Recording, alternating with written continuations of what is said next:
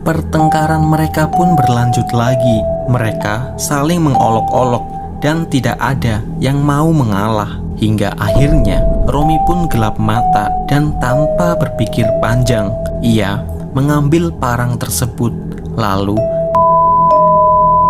ke leher istrinya sendiri.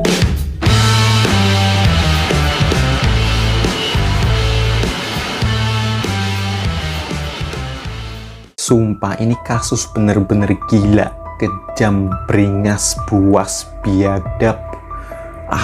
Di luar nalar lah intinya. Kalau kalian tanya kasus kriminal apa yang paling mengerikan yang ada di Indonesia, aku akan kasih jawaban. Mungkin salah satunya adalah kasus yang satu ini. Well, sebelum kita masuk ke ceritanya, mungkin aku pengen kasih disclaimer dulu ya, bahwa kasus ini memang terjadi pada tahun 2019.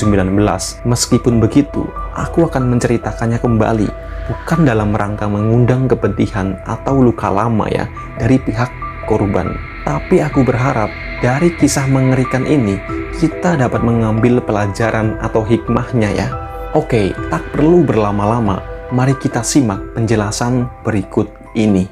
Seorang pria bernama Romi Sepriawan yang pada saat itu berusia 31 tahun yang tinggal di daerah Tanjung Jaya, Bengkulu, dengan teganya merenggut nyawa istrinya sendiri berinisial ES yang pada saat itu berusia 30 tahun hanya karena dipicu oleh masalah yang sangat sepele. Beberapa bulan sebelum kejadian mengerikan itu, Romi kerap kali cekcok dengan istrinya dan perselisihan itu terdengar oleh para tetangganya. Orang-orang sekitar tidak begitu paham dengan masalah yang dialami oleh pasangan tersebut. Yang mereka tahu, Romi sempat pisah ranjang, akan tetapi ia kembali lagi pada saat istrinya sedang hamil. Kemudian, pada tanggal 21 Februari 2019, Romi dan istrinya kembali cekcok. Namun, kali ini tampaknya Romi sangat kesal hingga Romi keluar dari rumahnya. Alih-alih menenangkan diri, si Romi justru malah meminjam parang kepada tetangganya dengan alasan hendak mengupas buah kelapa. Sang tetangga pun tak menaruh curiga sedikit pun dengan alasan yang diberikan oleh Romi. Setelah mendapatkan parang tersebut, Romi kembali pulang ke rumahnya. Ia meletakkan parang begitu saja di atas kasur, dan secara kebetulan istrinya yang sempat tertidur itu segera terbangun lantaran terkejut dengan kehadiran Romi. Pertengkaran mereka pun berlanjut lagi. Mereka saling mengolok-olok dan tidak ada yang mau mengalah. Hingga akhirnya Romi pun gelap mata dan tanpa berpikir panjang, ia mengambil parang tersebut lalu ke leher istrinya sendiri. Saat itu juga korban bersimbah. Namun celakanya, Romi malah semakin gila. Bukannya menyesali perbuatannya itu, Romi justru perut si korban, yang padahal dalam waktu dekat si korban akan melakukan persalinan. Dalam keadaan dan situasi yang semengerikan itu, Romi masih sempat-sempatnya mengeluarkan bayinya dan kemudian ia angin-angini di jendela. What the fuck? Bayi yang lahir dengan cara tak wajar itu rupanya masih hidup. Tangisannya seketika terpekik nyaring hingga terdengar oleh tetangganya. Orang-orang pun kemudian berdatangan. Belum habis terkejut lantaran adanya bayi yang tiba-tiba muncul dan menangis keras itu, mereka kembali dikagetkan oleh pemandangan yang sangat mengerikan. Ya, mereka terkejut lantaran mendapati ES yang telah tewas dengan cara yang mengenaskan. Sementara Romi telah kabur terlebih dahulu. Namun beberapa saat kemudian si Romi berubah pikiran dan kembali lagi ke rumahnya. Ia memilih untuk menyerahkan diri kepada pihak kepolisian, dan adanya bayi tersebut langsung ditangani oleh aparatur desa setempat. Dalam pemeriksaan polisi, Romi mengaku kesal terhadap korban karena korban memasang password di handphone miliknya.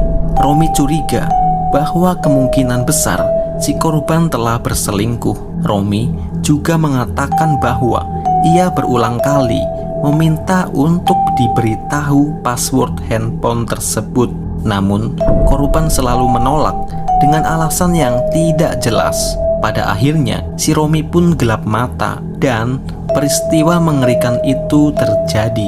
Atas perbuatannya yang di luar nalar itu, pelaku atau si Romi ini mendapatkan vonis hukuman penjara seumur hidup. Aku nggak bisa bayangin ya bagaimana kepedihan yang dirasakan atau yang dialami oleh keluarga korban ini. Tapi semoga keluarga korban yang telah ditinggalkan mendapatkan ketabahan ya, mendapatkan rezeki yang sangat luas, dan korban mendapatkan tempat yang terbaik di sisi Tuhan. Oh ya, sebelum video ini berakhir, aku pengen kasih imbauan yang sifatnya wajib ya buat teman-teman semuanya.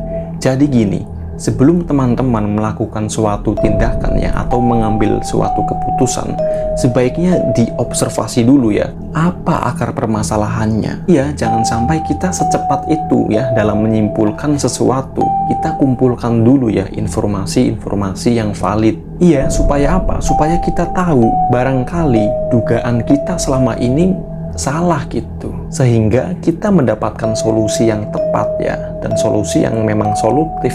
Alih-alih menyelesaikan suatu masalah, justru yang ada malah kita menambah masalah baru. Dan yang tak kalah penting, apabila kita hendak menyelesaikan suatu perkara, ada baiknya ya kita gunakan kepala yang dingin, gunakan pemikiran yang jernih. Agar apa? Agar tindakan kita yang akan nanti kita lakukan itu tidak gegabah, tidak merugikan diri kita sendiri atau orang lain. Ya, kalau dalam konteks kasus ini, sampai hari ini belum ada informasi resmi atau informasi valid apakah si korban benar-benar berselingkuh. Makanya tadi aku bilang kan, sebelum kita melakukan suatu tindakan, ada baiknya kita ini mencari informasi sebanyak mungkin. Agar apa? Agar keputusan yang diambil itu benar-benar tepat. Dan kalau dalam konteks ini, misalkan ya, kasusnya mirip seperti ini, kita mendapati pasangan kita itu berselingkuh, ada baiknya ya jangan diselesaikan dengan cara yang seperti itu ya. Kan ada opsi lain yang lebih baik. Mohon maaf, misal diceraikan lah, atau pisah lah, dan lain sebagainya. Dan ini juga tak kalah penting ya, tanpa membenarkan perbuatan si pelaku. Jadi gini, buat kalian yang sudah menikah, ada baiknya jangan adalah yang ditutup-tutupi ya, atau jangan ada yang dirahasiakan.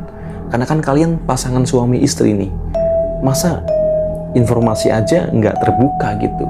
Bahkan sampai hal yang sangat sepele soal password handphone, ketika pasangan kita meminta diberitahukan ya passwordnya apa, malah kita nggak memberitahunya, alasannya pun nggak jelas misalnya. Makanya ya timbul kecurigaan atau spekulasi liar ya. Ya intinya kalau kita sudah jadi pasangan suami istri, ya seyogianya informasi apapun itu harus terbuka, itu harus transparan. Ya paling itu aja ya yang bisa aku sampaikan. Mohon maaf apabila ada informasi yang keliru. Terima kasih buat teman-teman semuanya, dan semoga hari kalian menyenangkan.